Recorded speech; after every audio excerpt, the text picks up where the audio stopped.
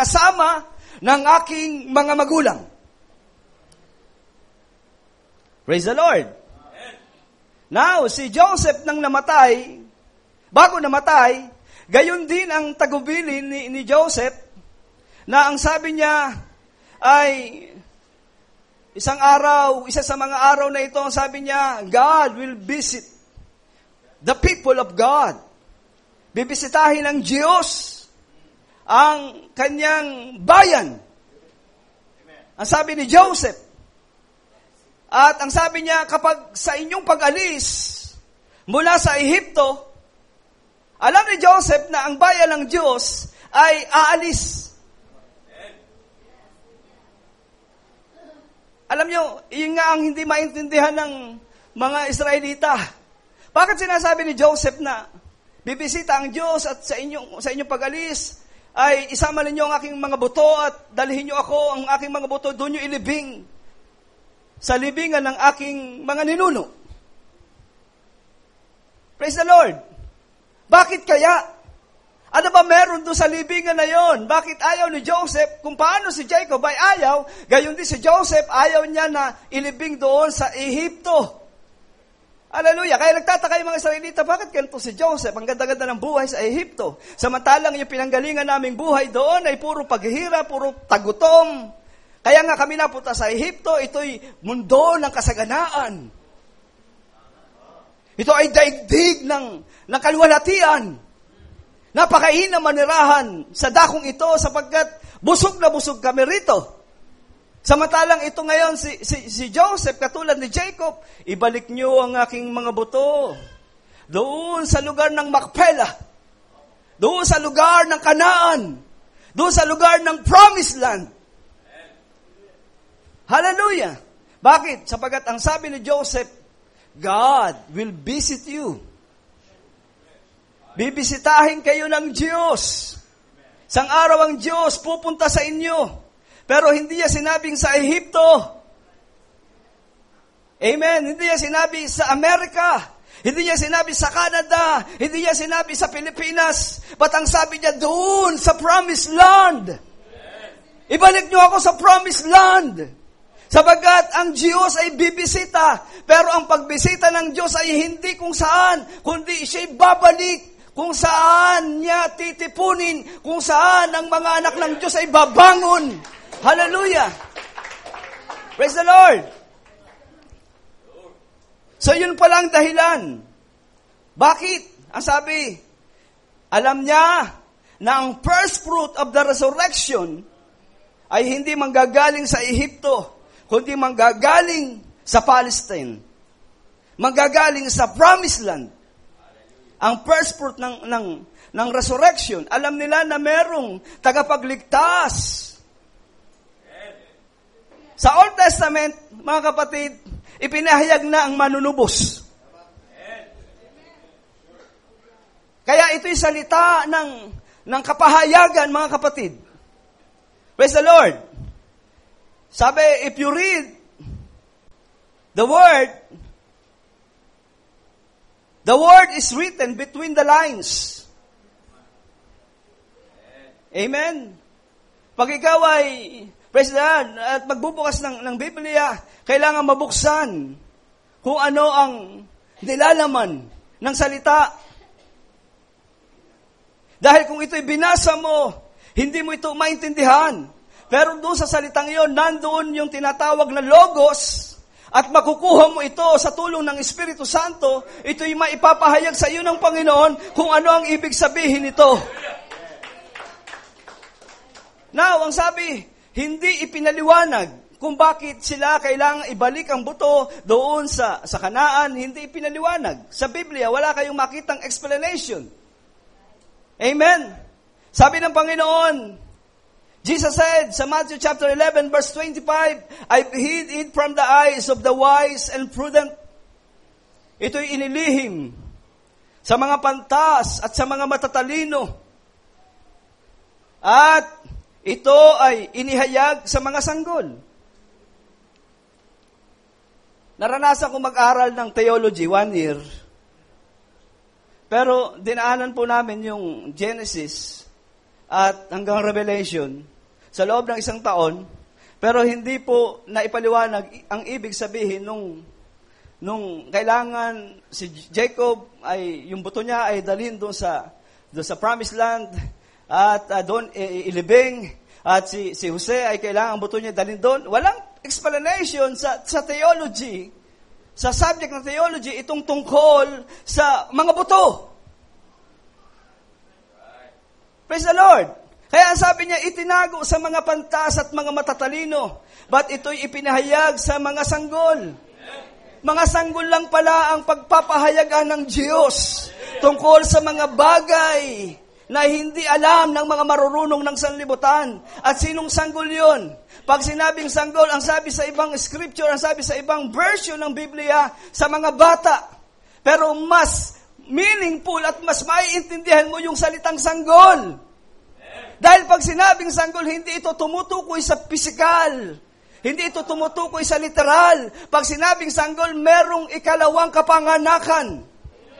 Amen. At ang sabi, ito inihahayag sa mga sanggol, ibig sabihin, ipinapahayag sa mga nabautismuhan, sa mga isilang, sa Espiritu ng Diyos. Hallelujah. Praise the Lord.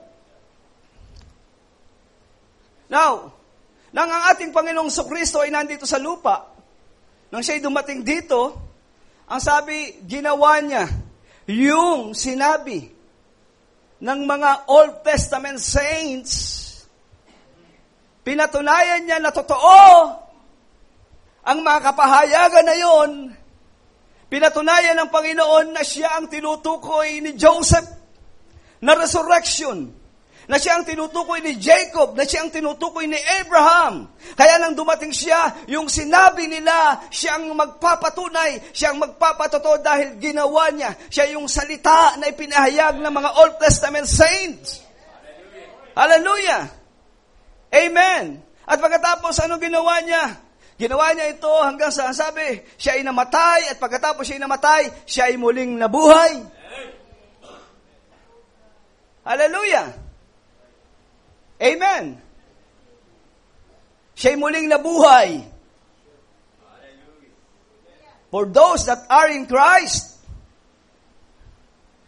will God bring with Him at His coming.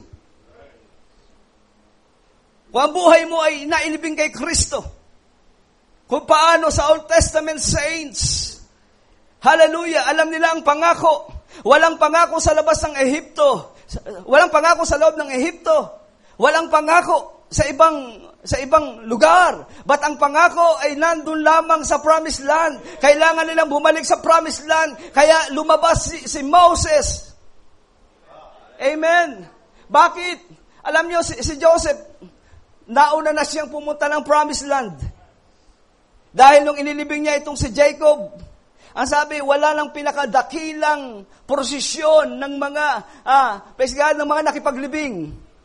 Kundi yung panahon na si Jacob ay namatay, kasama itong si Joseph, ang sabi, binaybay nila mula sa Ehipto patungong Kanaan para lang mailibing doon si Jacob. Pinakadakilang panahon ng paglilibing. Hallelujah. Praise the Lord. Now, ano ang Promised Land? Alam natin ang Promised Land ay Holy Spirit. The Promised Land ang ating Panginoong Kristo. Amen. So, bury me in Christ. Kung paano may merong nililibing sa Promised Land, gayon din naman ang buhay ko kailangan mailibing kay Kristo. Amen. Dahil kung ako'y maililibing kay Kristo, ako ang pinangakuan ng resurrection. Kung ikaw ay maililibing kay Kristo, ikaw ang pinangakuan ng resurrection. Hindi siya nangako sa labas ng Promised Land. Ang pangako ng resurrection ay nasa loob ng Promised Land. Hallelujah! Praise the Lord! Now, nang si Kristo ay nabuhay na maguli, ang sabi sa Matthew chapter 27, verse 51, and behold, The veil of the temple was rent in twain from the top of the bottom, and the earth did quake, and the rocks rent, and the graves were opened, and many bodies of the saints which slept arose. Ano nangyari? Kaya pala, kailangan doon sila ilibing, dahil ang sabi dito, yung mga Old Testament saints ay magbabangon sa kanilang pagkakahimlay, sa kanilang pagkakatulog. Hallelujah! Praise the Lord! And came out of the graves, nang marinig lang tinig. Hallelujah! Kumakatok ang Panginoon sa pintuan. At ang sabi ni Abraham, sino yan? Ang sabi ni Daniel, sino yan? Praise the Lord! Ang sabi ng mga Old Testament prophet, sino yan? Hallelujah! Praise the Lord! Ang sabi ng Panginoon sa Kristo, ako ang bato. Ako ang bato doon sa mountain. Hallelujah! Ako ang tubig ng buhay doon sa ilang. Praise the Lord! Ako ang tagumpay. Praise the Lord! Ang sabi, binagbuksan ang pintuan. Kinuha ng Panginoon ng susi mula kay Satanas. Amen! Binuksan ng Panginoon ang pintuan. Praise the Lord, ng mga naroon upang sila'y makalabas mula sa kanilang kinalalagyan. Hallelujah! Binuksan ng Panginoon. Hallelujah! Ang pintuan ng mga Old Testament saints. Kung kaya't sila, ang sabi, nag-resurrect sila. Amen. At ang sabi sa verse 15, and it came out of the graves after his resurrection and went into the body, into the holy city, and appeared unto many. Nung sila'y nabuhay na maguli, ang sabi, nagpunta sila sa mga city, sa holy city, sa Jerusalem. Nagpunta sila ron. Bakit? Kailangan nilang magpatotoo. Amen. Kailangan nilang sabihin, kailangan nilang ipakilala kung ano ang sinabi ng Diyos. Kung ano ang sinabi niya, eksaktong-eksakto. Hindi mapangyayari. Lahat ng sinabi ng Diyos ay naganap. Hindi nakita ng kanilang mga mata nung una, pero nakita ng kanilang pananampalataya at ginawa ng Diyos ang kanyang sinabi. Hallelujah! Sabi na masyal sila doon sa Holy City. Sila'y nakita ng mga tao. Ang sabi ng mga tao, mga stranger. Pero sila ay ang sabi, tumatago sa pader. Praise the Lord. Bakit? Sapagkat meron silang glorified body. Hallelujah. Praise the Lord. Meron silang glorified body. Amen. So, yun ang nangyari. Kung yun ay nangyari, yun ay tipo ng mga mangyayari sa mga susunod na panahon. Kung yun ay nangyari sa kanilang mangyayari din sa iyo. Kung sila'y nalibing sa Kanaan, dapat karing malibing kay Kristo. At kung ikaw ay malibing kay Kristo, kung ano yung ginanap kung ng Diyos sa kanila, gaganapin din ng Diyos sa iyong panahon. Glory to God.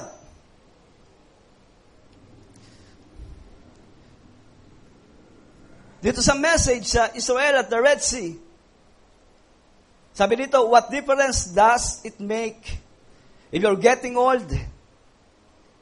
Well, glory to God. What does to have anything to do with it?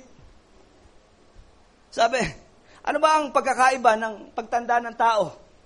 Ang sabi, pag tumatanda ka, anong mangyayari sa iyo? Maraming mga pagbabago na mangyayari sa iyo. Isang tanda, puputi ang buhok. Lalabo ang mata. Magkakaringkel. Ano pa? Unti-unting kumukulubot. Unti-unting nakukuba. Praise the Lord. Nauhukot. Pagkatapos bumabagal sa pagtakbo. Bumabagal sa paglakad. Ang daming mga pagbabago. Hallelujah. Pero ano ang kaibahan nito? Kung nakatingin ka sa mga gagawin ng Diyos sa iyo. Amen? Ito ba ang makapagpapahina sa isang tao? Kaya maraming mga tao ayaw tumanda.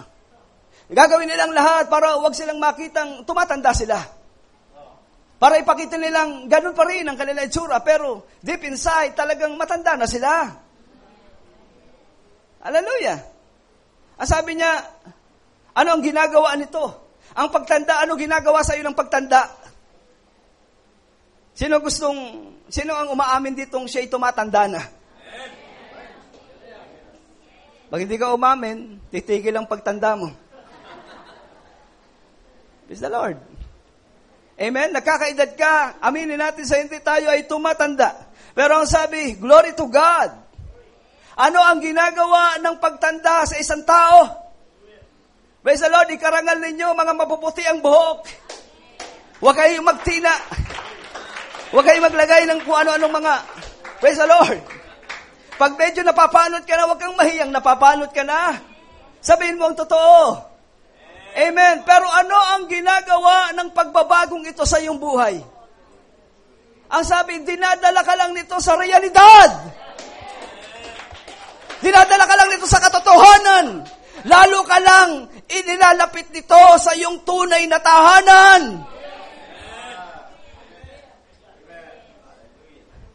Hallelujah. Why? How can I keep from being happy? And now that's the truth. Sabi, kung meron mang dapat na pinakamasayang tao, yung mga taong pinangakuan ng totoo.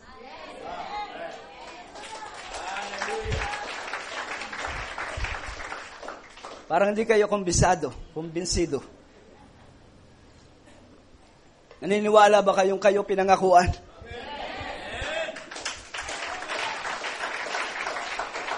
Kung meron mang pinakamasayang taong nabubuhay sa mundong ito, ikaw.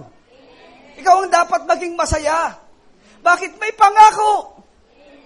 Kung si pastor ang nangako, malungkot ka. Huwag kang magsaya. Dahil hindi niya kayang gawin. Hindi niya kayang patunayan. Pero may tumatayo sa inyong harapan. May pastor na tumatayo sa inyong harapan. May lingkod ng Diyos na nagsasabi kung ano ang pinasasabi ng Diyos sa inyo. May pangako siya sa inyo. At gagawin niya ang kanyang pangako. At kung ikaw ay pinangakuan at inangkin mo ang pangako, walang makikitang kalungkutan sa buhay mo.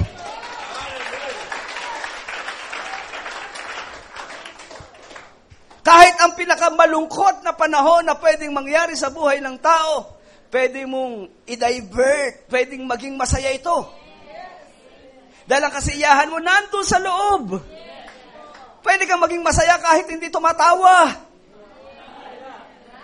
Amen. Ang kasiyahan ba sa pamamagitan lang ba ng halakhak? No, kung meron kapanatagan sa iyong kalooban. Hallelujah! Kung nasa iyo Espiritu Santo, the joy of the Lord is your strength. Hallelujah! Praise the Lord! Sa gitna ng maraming circumstances, mayroong kagalakan. Humaharap ka sa gitna ng mga problema, sa gitna ng mga pagsubok. The joy of the Lord is my strength. This is the day that the Lord has made. Hallelujah! Wala kang pera. This is the day that the Lord has made. Maraming bayarin. The joy of the Lord is my strength. Glory to God. Meron isang message believer. Galit na galit siya doon sa tao. Ang sabi sa kanya, Pastor, kasi yung mga taong yan, tinatawag akong manok. Bakit? Mukha ka bang manok? Sabi niya, bakit ka tinatawag na manok? Ang tanong ko sa kanya, kasi yung katangian ng manok, kahig ng kahig. Nakakita na ba kayo ng manok na kumakahig na pa ganon? Ganon? Ha? Pag kumahig ang manok, puro pakabig.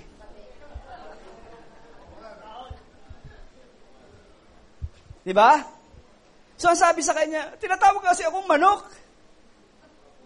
Puro kabig kasi gusto mo eh. Kaya galit na galit siya doon sa mga taong yun. Sabi, itong mga sinasabi sa kanya, ito yung mga paratang binibintang sa kanya. Praise the Lord. Pero sabi ko sa kanya, bakit ka malulungkot? Ikagalak mo ang mga naririnig mo. Dahil kung yun ay totoo, pwede kang baguhin ng mga naririnig mo. Kung para kang manok, gusto mo kawig ng kabig, gusto mo puro ikaw, puro ako. Ayaw mo ng paganon. Gusto mo puro akin yan. Di ba? Puro sarili iniisip. Pero alam nyo, yung mga taong hindi manok, yung mga agila, puro pa ganyan yan eh. Di ba? Praise the Lord. Puro pabigay. Mga young people, alam nyo, nakakatuwa kayo eh. Pero sa isang banda, nakakalungkot din. Ang dami rito mga professional young people. Praise the Lord. Now, ang tanong, isang magandang bagay na isipin natin, bakit kaya ang mga young people ay pinagpapala ng Panginoon? Bakit kaya kayo ay tinulungan ng Panginoon na makatapos sa inyong pag-aaral? Huwag niyo sabihin sa pamamagitan niyo. Huwag niyo sabihin, kasi magaling ako. Matalino ako, magaling ako mag-English. Kahit ano pa yung English na yan, pulpit po, pulpit, okay lang yan. Praise the Lord. Bakit ba ganyan ang nangyari sa buhay mo? Kung ayaw niyo ikwento, ako magkukwento. Di ba? Dahil kayo pinagtapos, hindi dahil yung magulang niyo hindi niyo alam kung gaano ang pagod at hirap niyan para mapagtapos kayo sa pag-aaral. Pagkatapos ngayon, okay na kayo. Nakapagtapos na kayo sa pag-aaral at ngayon meron na kayong mga degree holder pa. Pero ang tanong ko sa inyo, bakit ganyan ang ginawa ng Diyos sa buhay ninyo? Bakit hanggang ngayon, meron ibang gustong makatapos, pero nandun, determinasyon na makatapos sa pag-aaral. Sino naglagay ng ganyang alab sa inyong puso para kayo'y makapagtapos sa pag-aaral? Isa sa mga araw na ito, ang sabi, yung gusto ninyo, makukuha ninyo. Dahil yun ay ipinanalangin ninyo. Hindi lang kayo ang nananalangin sa inyong sarili. Ipinapanalangin kayo ng inyong mga magulang. Ipinapanalangin kayo ng inyong mga kapatiran, ng inyong mga kapatid sa Panginoon. Na may mga taong handang magtiklop ang tuhod, handang manalangin, handang umiyak sa Diyos para sa inyong mga panalangin.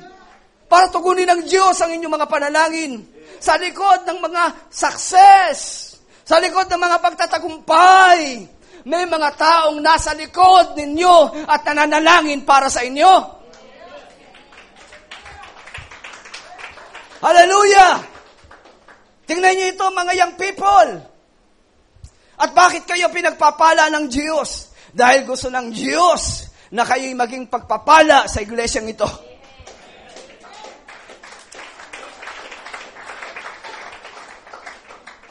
Gusto ng Panginoon na kayo'y gamitin na daluyan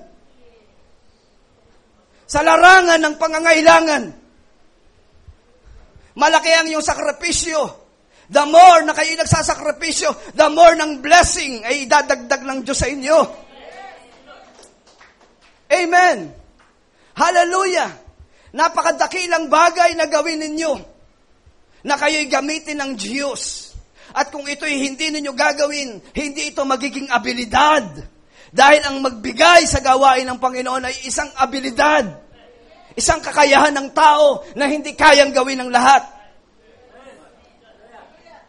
I challenge young people. Hallelujah. Na kung kayo ay ginamit ng Diyos para pagpalain ng iba, huwag niyong kalilimutan ng inyong iglesia. Huwag niyong kalilimutan ng inyong pastor. Huwag niyong kalilimutan na may mga taong nagmamalasakit sa inyo. Hallelujah. At yan ay hindi sa inyo. Yan ay sa Diyos. Gusto niyang maparangalan siya sa pamamagitan ng inyong mga natapos.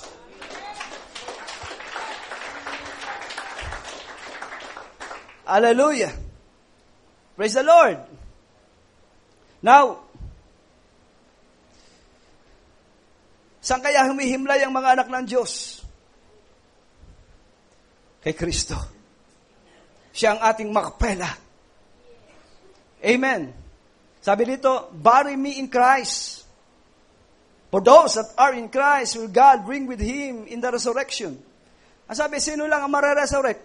Yung mga inilibing kay Kristo.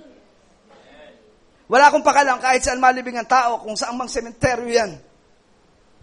Dahil hindi na pinag-uusapan ngayon yung lugar. Ang Old Testament ay tipo lamang. Amen. Hindi natin kailangan pumunta ng Israel para doon malibing at doon na tumanda at malibing. Pero merong, praise God, may makpela sa ating mga puso. Hallelujah. Bury me in Christ. Bury ako ng bury. Sabi ni Pastor, bury me in Christ.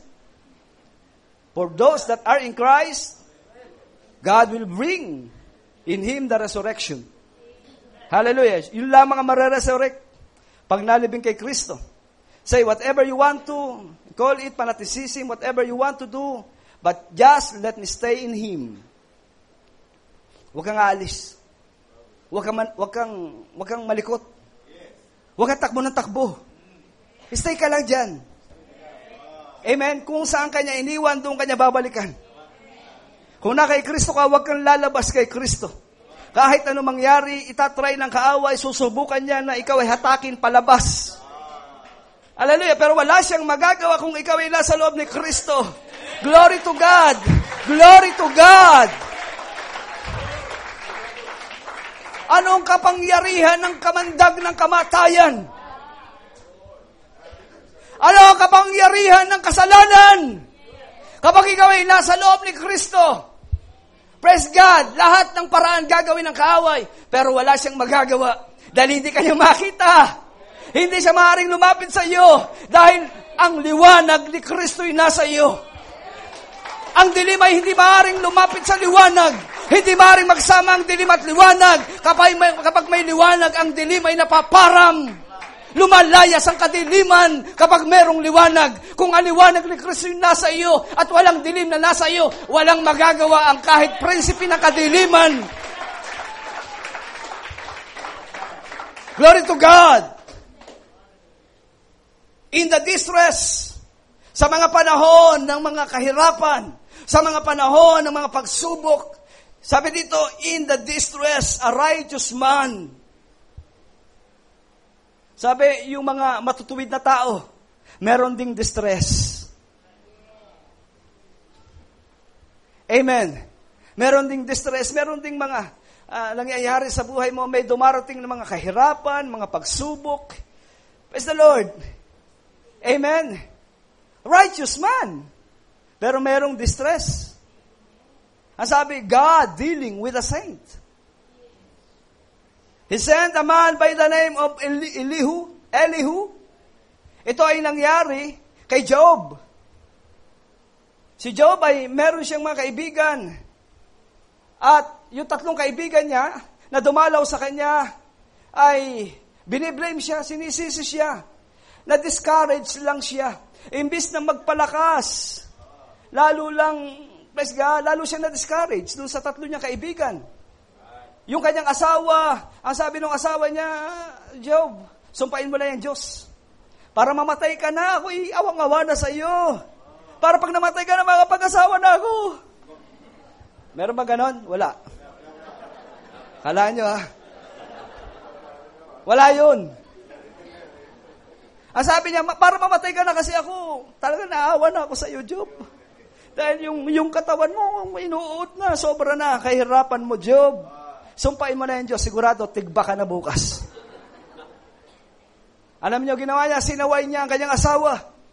Sabi niya, ikaw ay babaeng mangmang. Mangmang ka. Mga sinasabi mo ay hindi sa Diyos. Pero ito, dumalaw sa kanya si Elihu. Si Elihu. Ang sabi dito sa Israel at Red Sea, God dealing with a saint, He sent a man by the name of Elihu, and Elihu didn't accuse him. Hindi siya katulad ng tatlo na inaakusahan. Itong si Job, dahil kasi makasalanan ka, kasi meron kang dami mong ginagawa, sekreto. Praise God. Pero itong si Elihu, hindi siya inakusahan, only of accusing God. But Elihu told him, said, "Now Job, you've watched all these things. Magmatiyag ka, panoorin mo, manatili kang gising, huwag ka matutulog. Kung ano nangyayari sa iyo, may kinalaman sa pangako. You've watched all these things," he said. Sabi ni Brother Branham, nang marinig ni Job ang salitang ito ni Elihu, ang sabi, agad-agad siyang tumayo sa kanyang mga paa. Ang sabi niya, ang salitang narinig ko ay parang kidlat na humahaginit sa aking puso. Ang salitang narinig ko ay parang thunder, parang kulog na dumadagundong sa aking kalooban. Hallelujah! At nang marinig niya yun, ang sabi, pinalakas siya ng salita na kanyang narinig. The word of encouragement. Dumating sa kanya ang salita ng Diyos. Walang salita ang Diyos na nagdi-discourage sa isang tao kapag may dumating na salita sa buhay mo at pinalalakas ka nito para itong kulog na dumadagundong sa iyong puso. Hallelujah! Ang sabi ni Brother Branham, the prophet got back into the channel of God. Nakabalik siya sa linya ng pagpapala ng Diyos. Praise the Lord! Ano ginagawa sa atin ng mensahe? Ano ginagawa sa iyo ng salita ng Diyos? Ibinabalik ka sa channel of blessing. Channel of God. Hallelujah! The word ay tulay. Ang mensahe tulay ng pagpapala ng Diyos. Kung ikaw ay nasa kabilang linya, ang Diyos ay nasa kabilang linya, kailangan ng sapat na mensahe na siyang magdudugtong sa iyo, sa Diyos at sa iyo. Kapag ikaw ay magkarugtong na, makakalapit ka sa Kanya. At kung ang Diyos ay nakadugtong sa iyo, lalapit siya sa iyo. Meron kayong pagkakaisa. Magagawa ng Diyos ang gusto niyang gawin. Gusto kanyang pagpalain, magagawa ito ng Diyos. Bakit? Nawala na kasi yung bangin na naghihiwalay sa inyong dalawa. Nadugtungan na ito. Hallelujah, ng linya ng biyaya ng Diyos. Ang mensaheng ito ay nagdudugtong sa iyo. Kaya ngayong gabing ito, malaya kang makapagsasabi sa Diyos. Malaya mong maipapahayag ang iyong pananampalataya. Malaya mong magagawa, makuha ang itinakdang pagpapala sa iyo ng Panginoon. Bakit? Lumagay ka sa kanyang linya, the channel of God, the channel of blessing. Nang marinig mo ang salita ng Diyos, parang dumadagundong sa iyong kalooban dahil ikaw ay kinakausap ng Diyos. Walang ibang kinakausap ang Diyos kundi ikaw. Dahil ikaw ang gusto niyang ilagay sa kanyang channel. Walang ibang channel kundi ikaw. Hallelujah!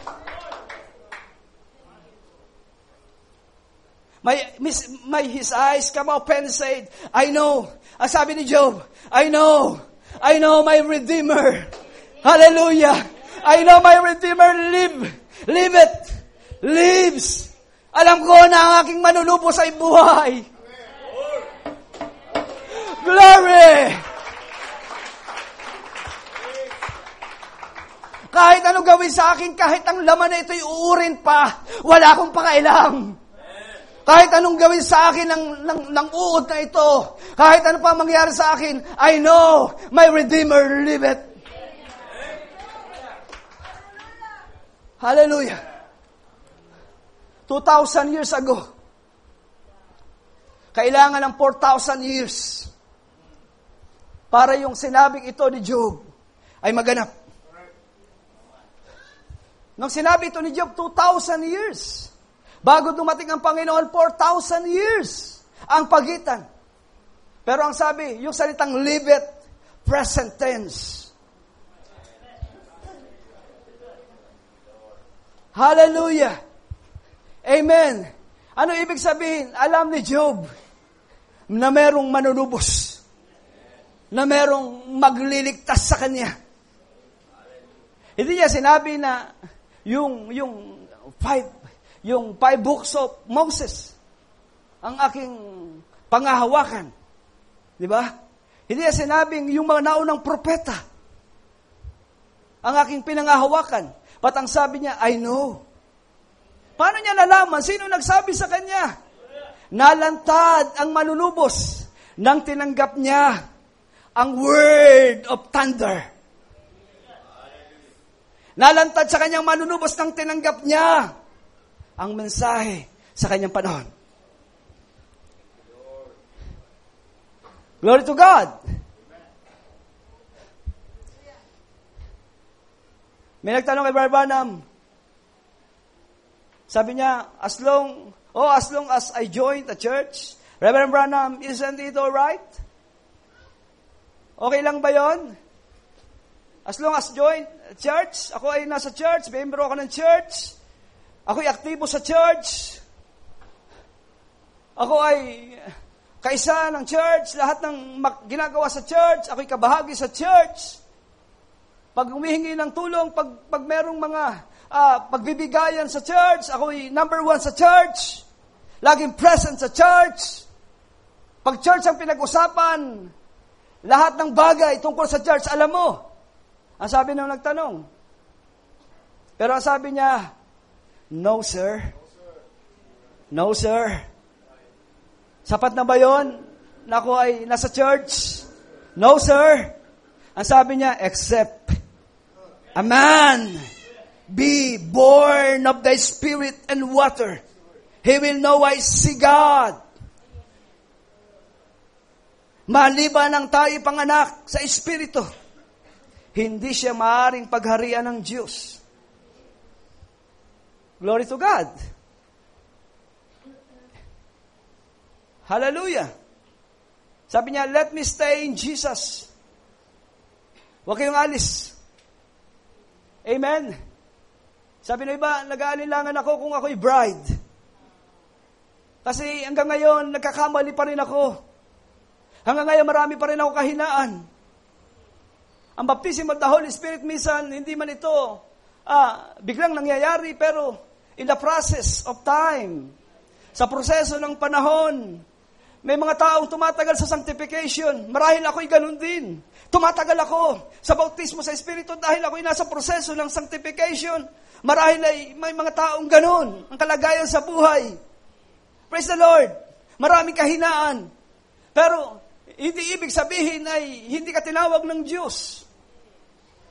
Kapag alam mo na ikaw ay bride, hindi maaaring hindi ka mabaptismuhan sa Espiritu Santo. Hindi maaaring hindi mo makuha ang ikatlong biyaya na kailangan mo.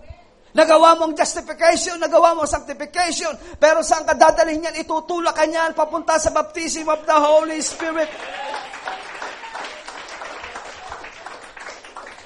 Dahil kung hindi ka pupunta sa bautismo ng Espiritu Santo, hindi ka sinasanctified ng Panginoon. Pero kung alam mo na ikaw ay nasa sanctification, patungo ka sa bautismo sa Espiritu Santo. Amen. Let me stay in Jesus. Yun lang ang gagawin mo. Lord, nagkakamali ako. Let me stay to Jesus. Amen. Lord, minsan mainitin pa rin ang ulo ko. Minsan nabubugnot pa rin ako. Let me stay to Jesus. Lord, minsan nangungutang pa rin ako kasi, let me stay to Jesus. Amen. Nag-aalinlangan ako, Lord. Minsan yung panalangin ko, parang iniisip ko, hindi totoo. Let me stay to Jesus. Kahit ano pa nangyayari sa iyong buhay, manatili ka lang kay Kristo.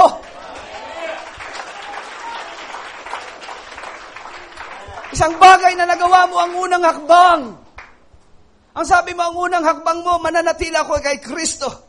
Pero ang susunod kong hakbang, kung ako'y mananatili kay Kristo, hindi na ako ang hahakbang, si Kristo na ang hahakbang sa akin.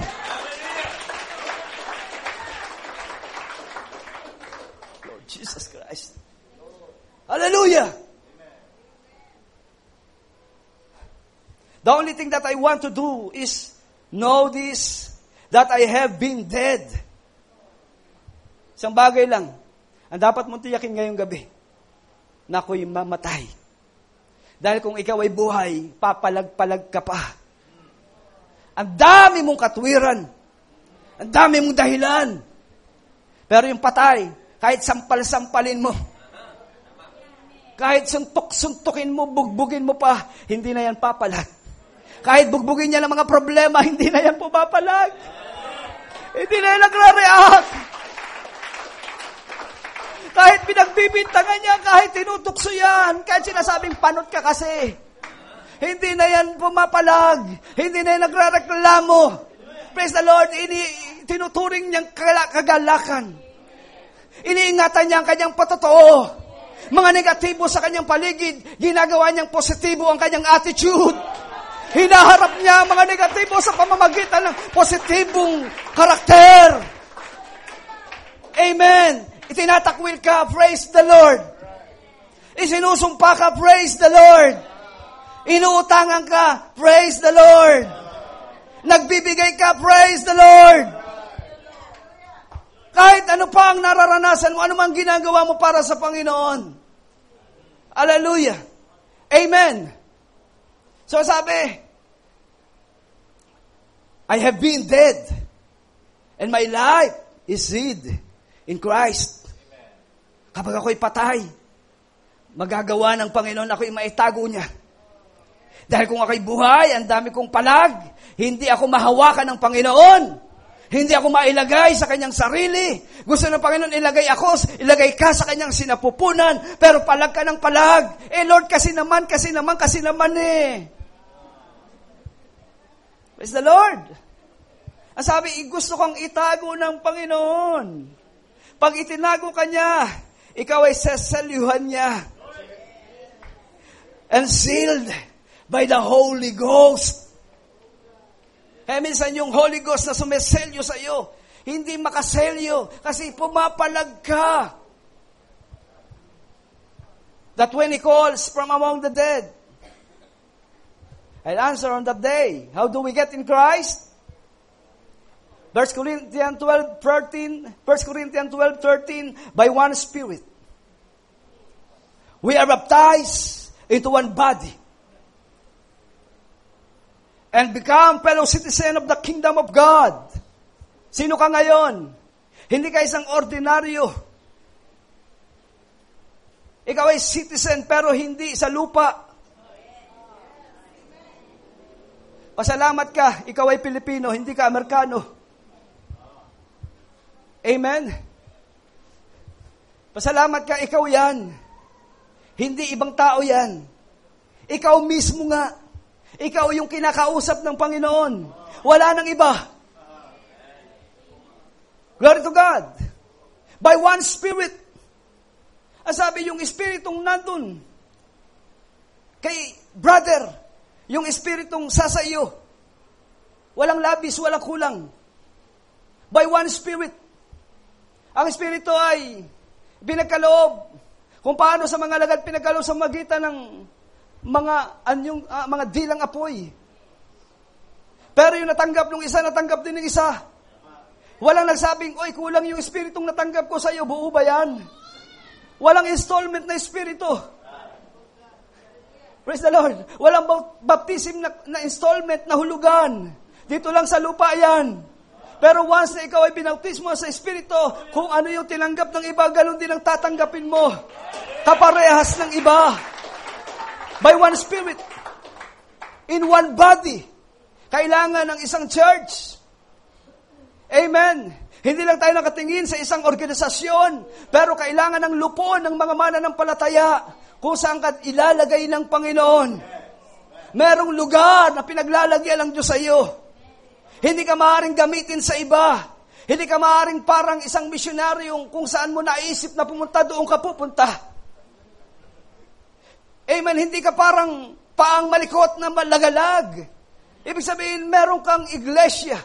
Meron kang local church. Merong pinagdalhan ng Diyos sa iyo. Kung dito ka dinala ng Diyos, salamat sa Panginoon. At yan ay biyaya ng Diyos sa iyo. Hallelujah!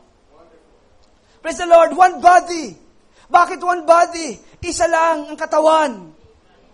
Maraming bahagi, pero isa lang ang leader. Isa lang ang head. Ang head of the family ay ama. Ang head of the church, sino? Ang Panginoon. Sa pamamagitan ng pastor. Di pa tapos. Amen? Ang ating leader ay ang Holy Spirit.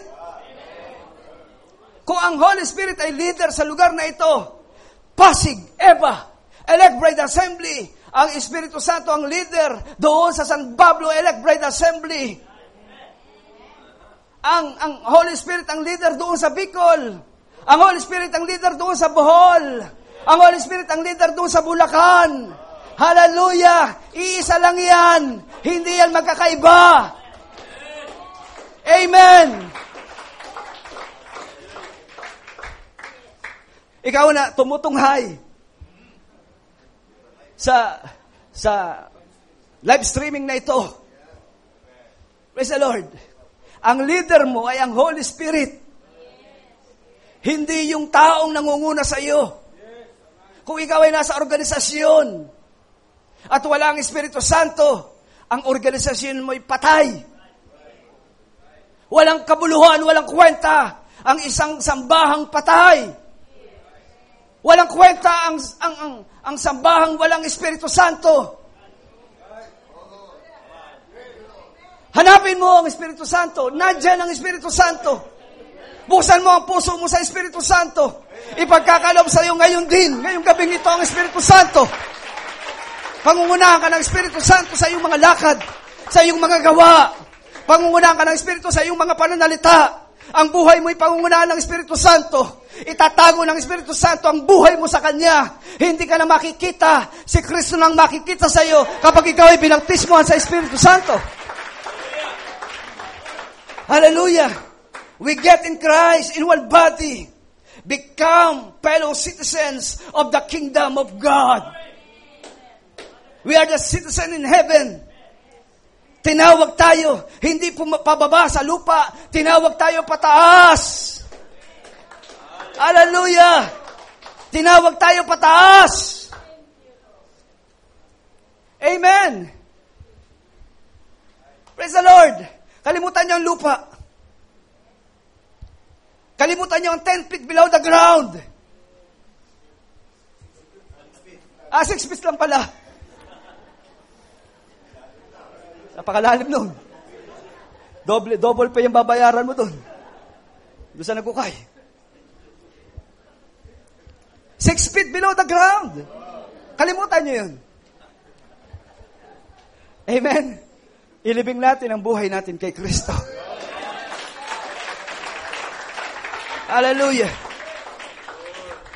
We profess to be pilgrims and stranger on this earth. Tayo mga malalakbay, tayo mga estranghero sa mundong ito. Hindi ka taga rito. Hindi ka alien. Pati kayo ay galing sa sinapupunan ng Diyos.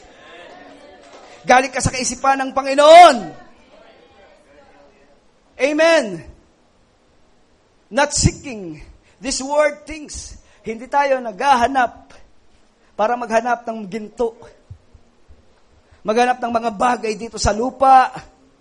Hallelujah. Meron tayong hinahanap. Pero yung hinahanap natin, alam natin kung saan natin makikita. Hindi tayo naghahanap sa malayong malayo. Ang sabi, napakasimple. Ang Diyos patatagpuan mo sa kasimplehan ng iyong pananampalataya. Hindi ka pahihirapan ng Diyos parurusahan para makatagpo mo siya. Napakasimple lang, sa kilauupan mo matatagpuan mo siya.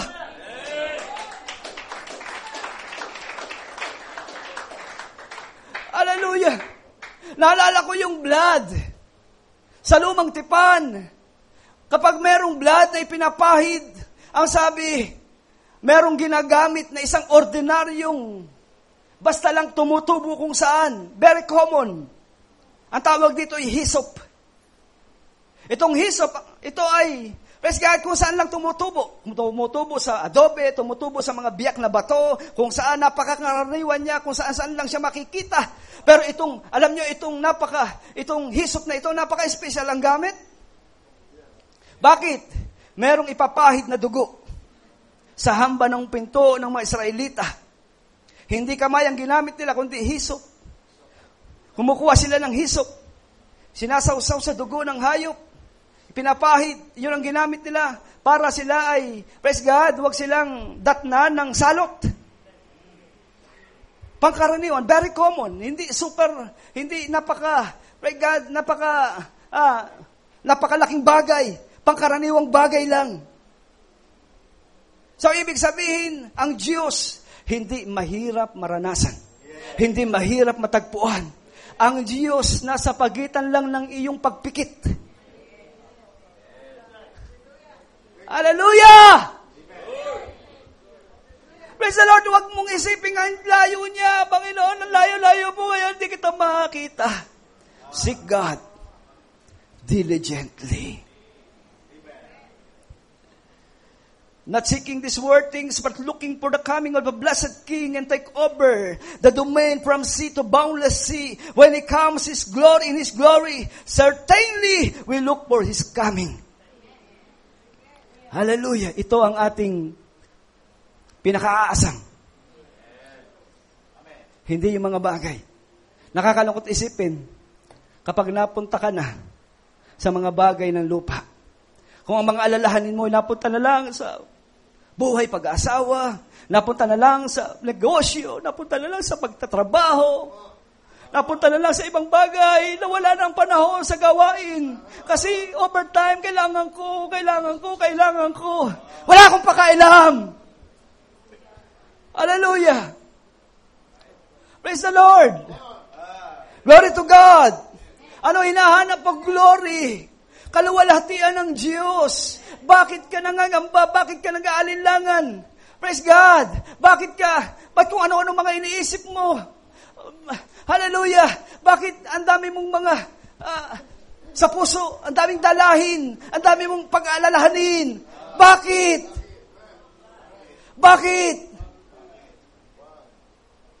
Praise the Lord. Saan ka nakatingin? Sabi dito, hindi sa mga bagay ng lupa. Gusto ko tapusin sa isang testimony. Nang tinawag ako ng Panginoon, nagbi-business kami. Nang sinuko ko ang buhay ko sa Panginoon, iniwan ang business. Nag-full time sa Panginoon. Pero nandun pa rin, hinahabol ng mga problema. Hinahabol hanggang ngayon ng mga pangangailangan. Praise the Lord! Pero hindi ako nagtanong, masaya ako. Sabi ko, Lord, salamat sa iyo. Kasi yung buhay ko noon ang sarap-sarap, pero ngayon mas masarap. Mas gusto ko ang buhay ko ngayon. Ang daming challenge. Ang daming hamon. Hallelujah.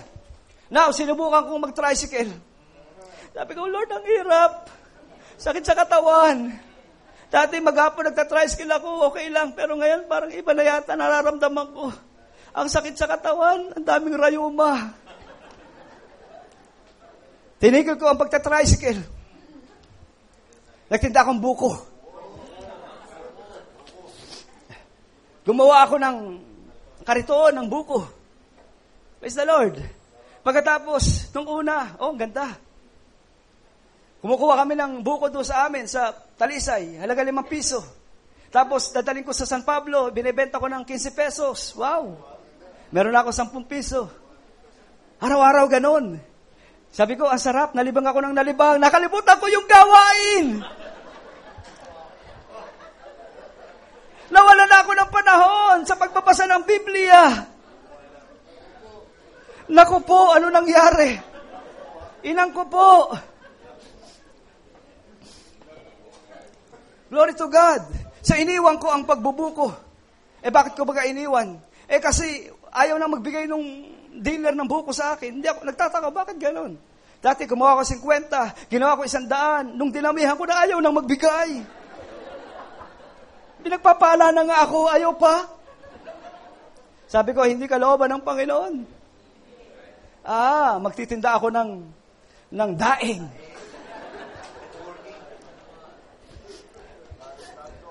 Gumawa ako ng drawing, networking. Mga downline ko, si Brother Sug, Brother Ed, si Pastor. Hindi ako pahihindian yan. Si Brother Nemi, ang sipag niyang maglalakad kung saan. Pagtitindahin ko ng daing.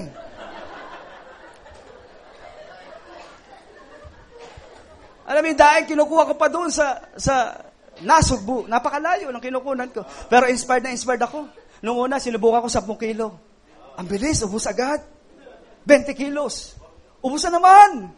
50 kilos. 100 kilos. Nung 150 kilos, ayaw na magbigay. Totoo po ito, mga kapatid. Pag may hinawakan ng isang bagay, pinagpapala ng Panginoon. Pero pag natuon ang buhay ko doon sa isang bagay, pinuputol ng Panginoon. Hindi ko alam. Ganito yung karanasan ko. Praise the Lord. Pag nalilibang na ako sa isang bagay, praise the Lord, nakakalimutan ko kung anong priority ko. Inaamin ko po ito sa inyo. Nagkukulang ako sa Panginoon kapag ako'y nagiging abala. Nawawala ang aking buhay panalangin. Nawawala na pagbabasa ko sa Biblia. Nawawala na ang aking pagbabasa sa mensahe. Praise the Lord, nagiging mabigat na sa akin ang lahat ng bagay. Bakit? Natuon ang aking isip sa mga bagay ng mundo. Patawarin ako ng Panginoon. Pero ngayon, bumalik ako sa aking unang pag-ibig.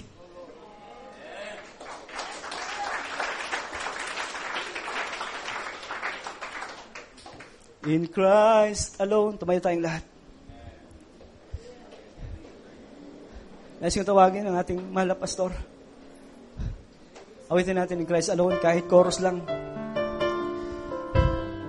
Oh, glory.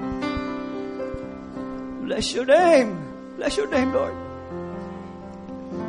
Glory, glory, glory. Bless your name, Lord. Sabay-sabay tayong lahat.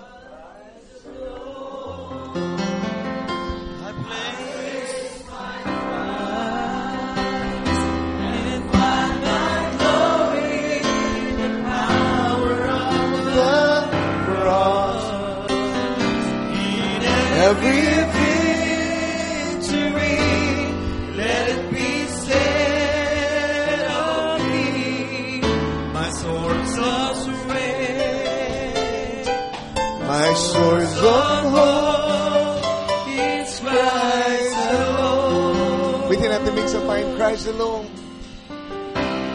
In Christ alone, I place my trust and find my glory in the power of the cross. In every victory, let it be said of me. Thank you, Father. My source of strength, my source of hope, is Christ alone. Amen. Hallelujah. Tayong lahat ay luluhod. Dalangin natin sa Panginoon ang mga request nating tinahas. Amen.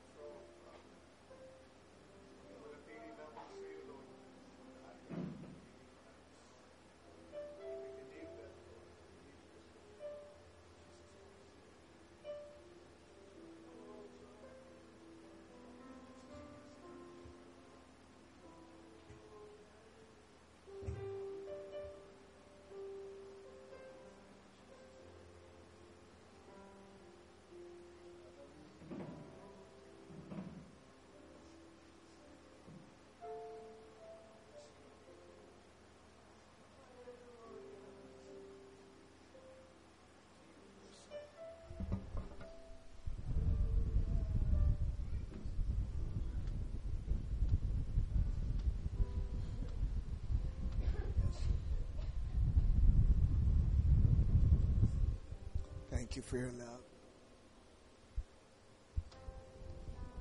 Yes, Lord, we praise you.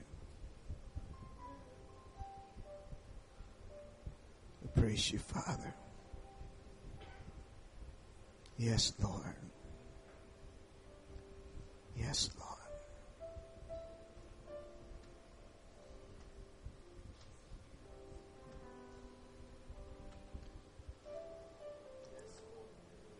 Yes, Lord. Thank you, Jesus. Amen. In Christ alone. Yes, Lord. Wonderful Jesus.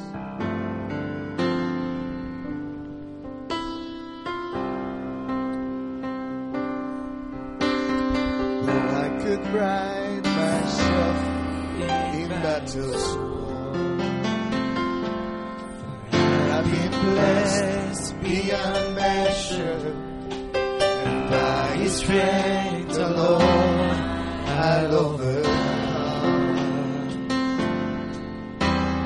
Oh, I could stop and count successes like diamonds in my hands, but those trophies could not equal to the grace by which I stand in Christ alone.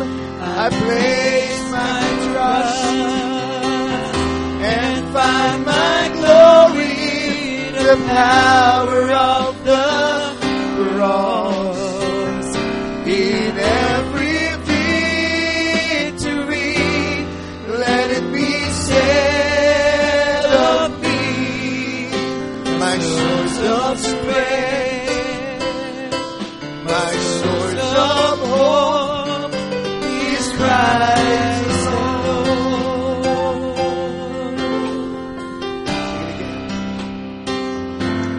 In Christ alone do I glory, for only by His grace I am redeemed.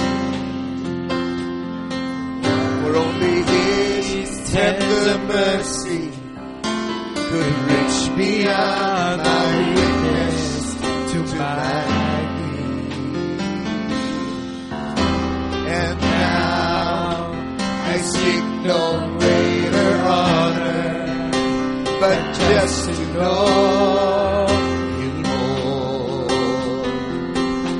and to count my gains by process to the glory of my Lord. In Christ alone I place my trust and find my glory in the power of the cross. In every victory, let it be said of me, my source of strength, my source of hope is Christ alone. I place my trust, I place my trust and find my glory in the power of the cross. In every victory, let it be said of me, my source of strength, my source of hope is Christ alone. He is my source of strength.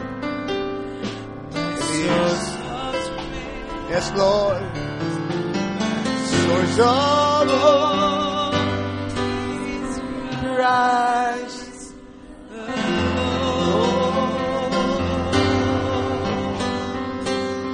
Hallelujah. Hallelujah, Jesus. Thank you, Lord. Thank you, Lord. Thank you, Lord. Thank you, Father. Ama, maraming salamat po na muli ay napagdiinan ang kahalagahan ng mapa sa iyo, Panginoon.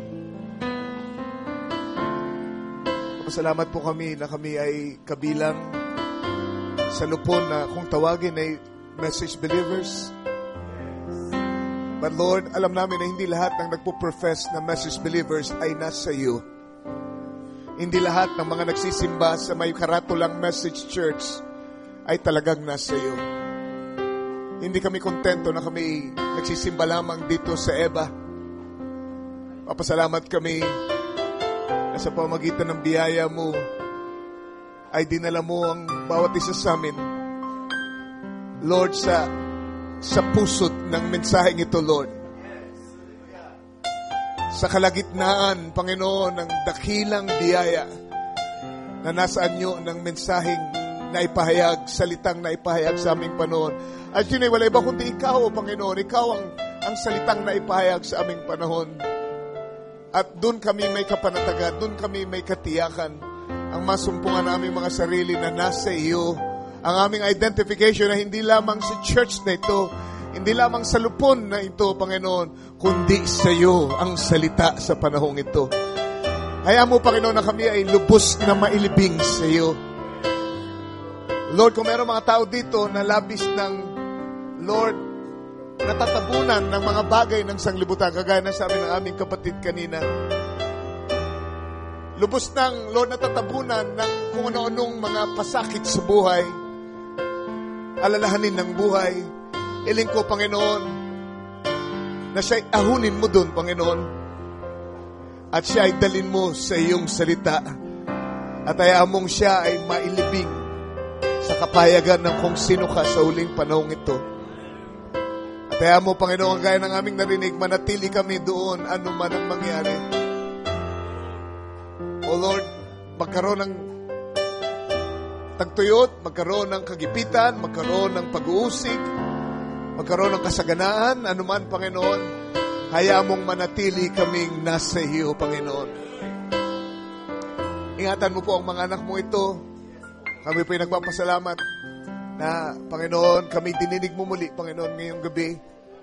At amin pong inaangkin na ang katugunan sa lahat ng aming itinaas sa panalangin ngayong gabi.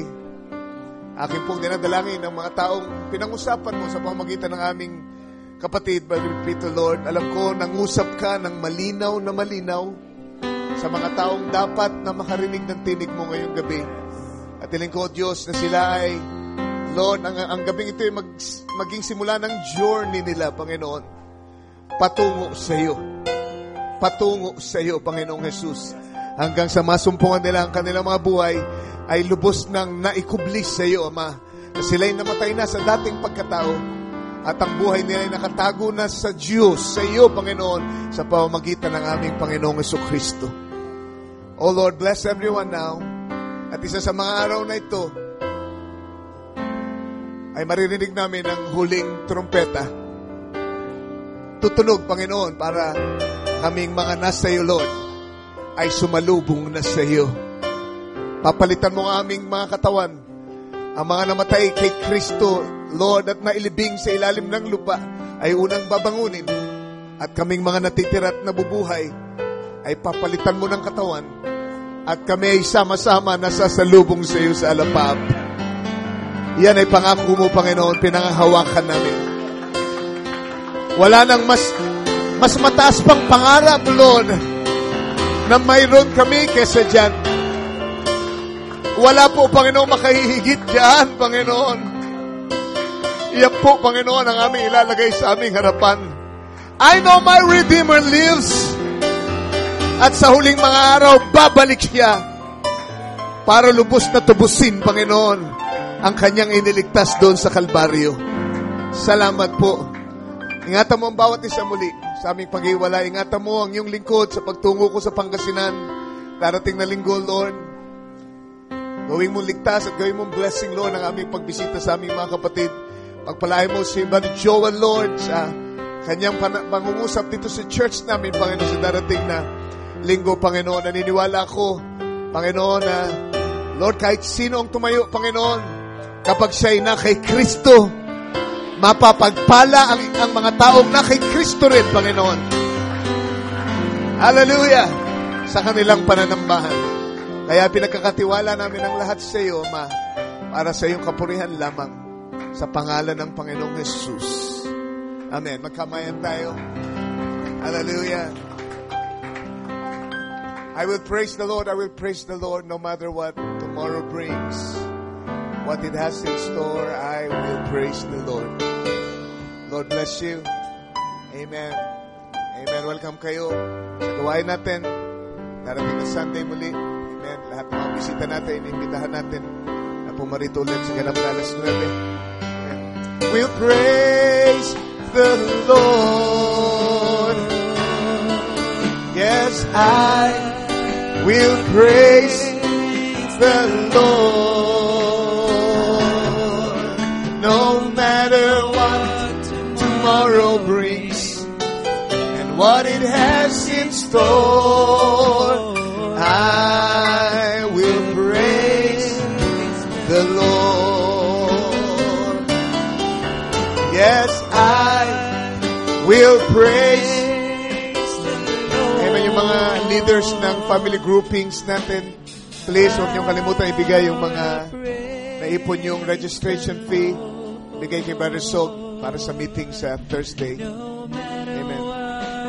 Tomorrow brings